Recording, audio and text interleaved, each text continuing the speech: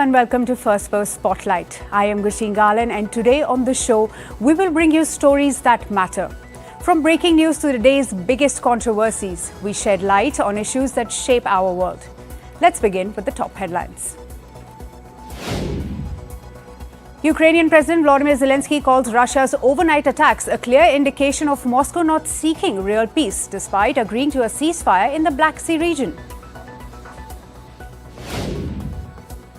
A US intelligence report lists China as top military and cyber threat to Washington as Beijing makes steady progress on capabilities it could use to capture Taiwan.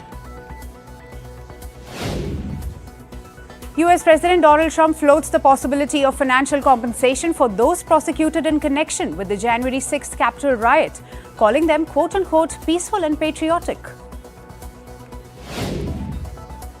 At least 4 Nigerian soldiers have been killed in a coordinated attack by suspected Islamist terrorists in northeastern Borno state, plagued by Boko Haram and the Islamic State. And Argentina to declassify all government documents regarding Nazi fugitives who settled in the country after the Second World War, following a promise by President Javier Milei to expose rat lines that helped Nazis escape Europe.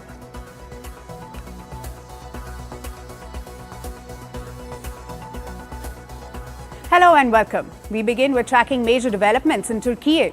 The West Asian country witnessed intense protests for a 7th straight day. Citizens have vowed to continued protests over the arrests of former Istanbul Mayor Ekrem İmamoğlu. In Istanbul, protests took a dramatic turn when violent clashes broke out between protesters and police once again.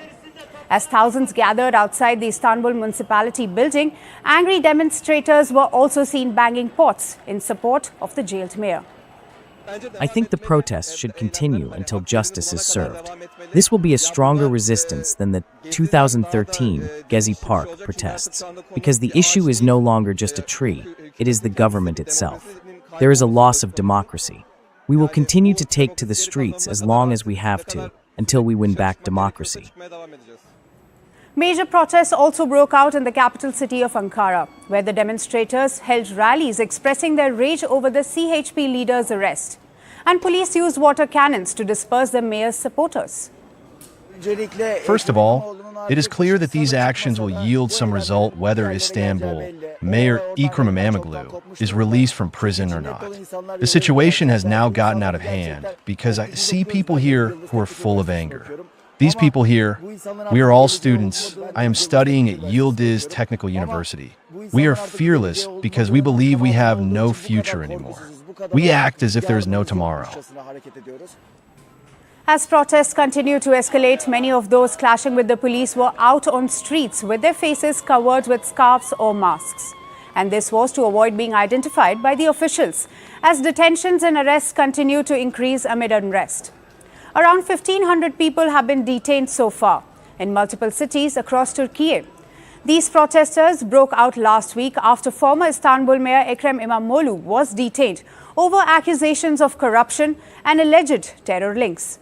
After his detention and subsequent arrest, the Istanbul mayor has been sent to Marmaru jail in Istanbul province. Turkish President Recep Tayyip Erdogan reacted to the chaotic situation in the country, and he urged patience and common sense among citizens, as he described the current political turmoil to be quote-unquote very sensitive days for Turkey. He also warned opposition CHP and said those who are terrorizing the streets will surely face a dead end, as there is nowhere to go. Those who terrorize our streets and want to turn this country into a place of chaos have nowhere to go. The path they have taken is a dead end. I would like to remind you once again that we will not allow our youth to be used by terrorist organizations or marginal groups, nor by thieves, or by corrupt and dishonest people who turn politics into a means of profit. Meanwhile, the main opposition party, CHP, has refused to end its campaign against the Turkish president. This despite ban on public gatherings in several cities. The opposition has called İmamoğlu's arrest a blatant violation of the rule of law. And critics have called Erdogan government's action as a politicized attempt to hurt electoral prospects.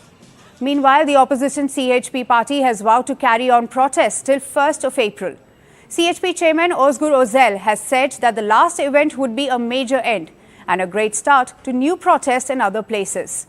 He also stated that the party will launch its election campaign with rally this Saturday, which comes days after Imamoglu was elected as the CHP presidential candidate for 2028 election. This arena is not closed to anyone. We are open to those who were deceived, tricked, exploited and accidentally became a part of this mob just because they believed in a cause. We will fight evil together. Ekrem İmamoğlu is seen as a major challenger to Presidential Erdogan. Last year, Turkey president experienced his biggest loss in elections when İmamoğlu's party won in Turkey's major cities. CHP also defeated Erdogan's AK party in areas that were once their strongholds. Meanwhile, US Secretary of State Marco Rubio on Tuesday expressed concerns over the ongoing protests in West Asian nations. This followed a meeting between the top US diplomat and Turkey's foreign minister in Washington. Both the leaders also discussed cooperation on security and trade. As the crisis in Turkey widens, a question remains. Will Erdogan be able to maintain his hold on the regime?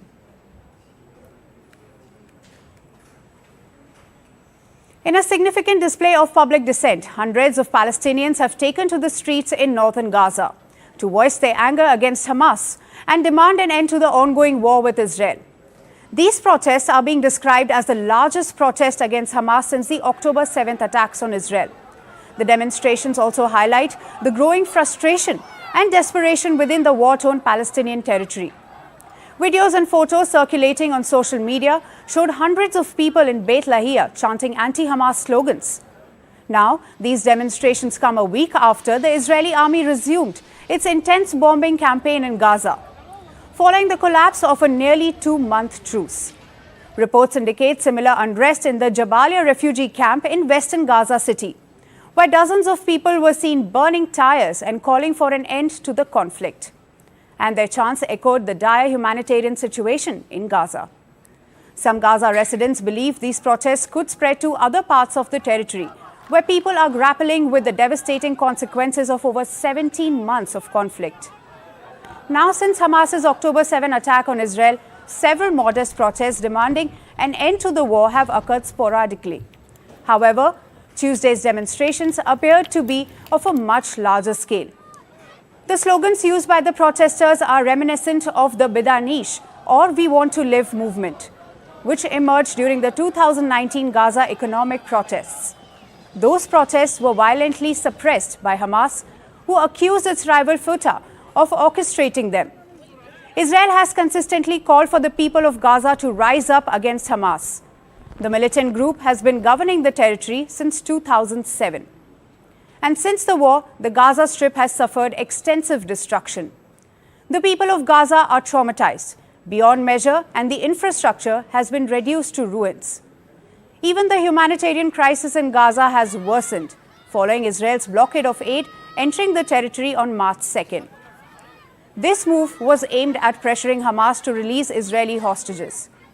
According to the Hamas Health Ministry, nearly 800 Palestinians have been killed since Israel resumed its military operations in Gaza last week. The current conflict was ignited by Hamas's attack on Israel on October 7, 2023, which resulted in the deaths of over 1,200 people, and most of them were civilians. And now, as per media reports, Israel's retaliatory offensive has killed at least 50,000 people in Gaza, the majority of whom are reported to be civilians, including women and children. The eruption of these anti-Hamas protests underscores the immense pressure and suffering faced by the civilian population in Gaza. The international community will be closely watching how these demonstrations unfold and how Hamas responds to this growing public dissent.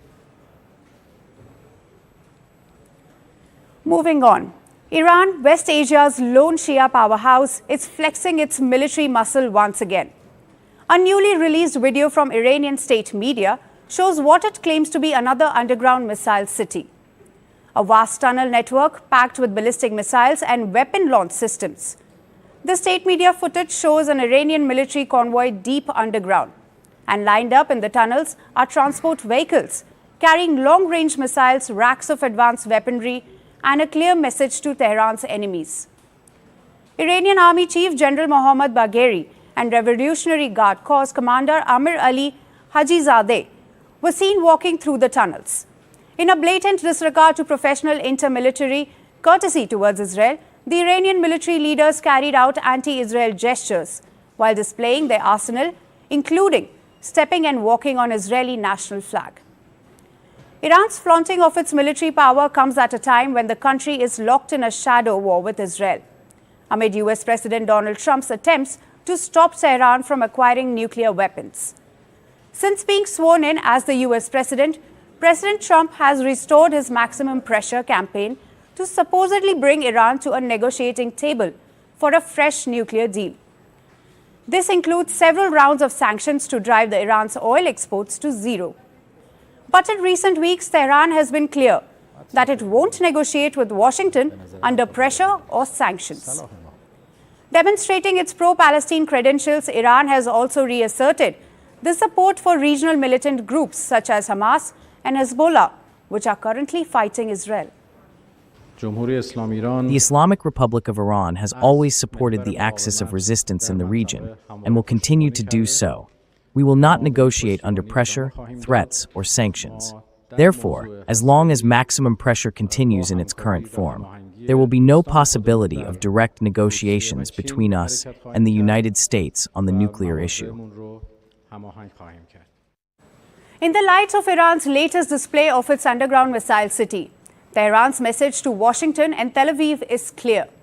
The country not only has enough weapons to arm the regional proxy forces, it also continues to advance its capabilities to remain West Asia's topmost anti-Western force to reckon with.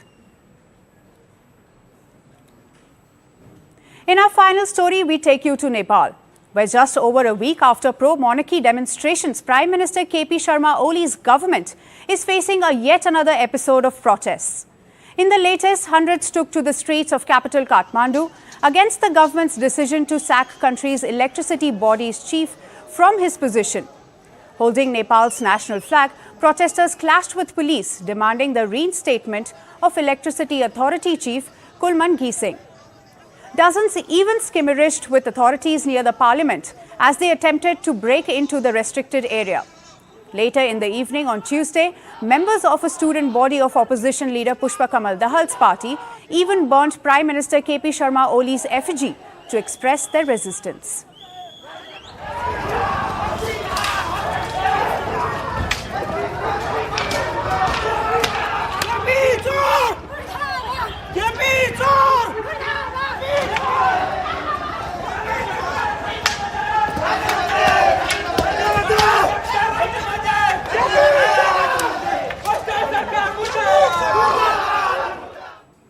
The electricity body chief's sacking also dominated the Nepalese parliament, where the opposition parties demanded Prime Minister Oli's response on the matter.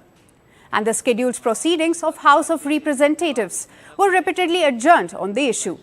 The sacked electricity body chief Kulman Gising is popularly known as the Electro Man of Nepal. After taking the charge of Nepal Electricity Authority in 2016, Gising succeeded in ending one of Nepal's biggest national crises, power cuts lasting up to 18 hours. Gising did so by ending the practice of giving 24-hour power to select industries at expense of a common Nepalese citizens. Gising is credited to have managed Nepal's own electricity resources efficiently by launching aggressive campaigns to curtail power thefts. The reduced direct electricity losses made Nepal's electricity authority profitable, far from the past dependence on electricity imports from India. Under Gising, Nepal began exporting power for the first time last year. And as the Electricity Authority Chief, Gising's role was critical in making Nepal a net electricity exporter, which brings us to the question: why did Prime Minister Oli's government sack an official whose record speaks of nothing but competence? The answer could be in suspension letter which Nepal's government handed to Gising. Without mentioning India, Nepal's energy minister accused Gising of quote-unquote unauthorized international negotiations. Among other reasons behind his sacking, the suspension letter also mentioned Gising's public statements against the government and parliament. As questions loom over Nepalese government's motives to remove its popular electricity body chief, many wonder if Gising's success in reviving the nation's energy sector made him too powerful a figure. At the same time, Gising's ability to cooperate with neighboring India despite Prime Minister Oli's pro-China stance has made him a target of the current government.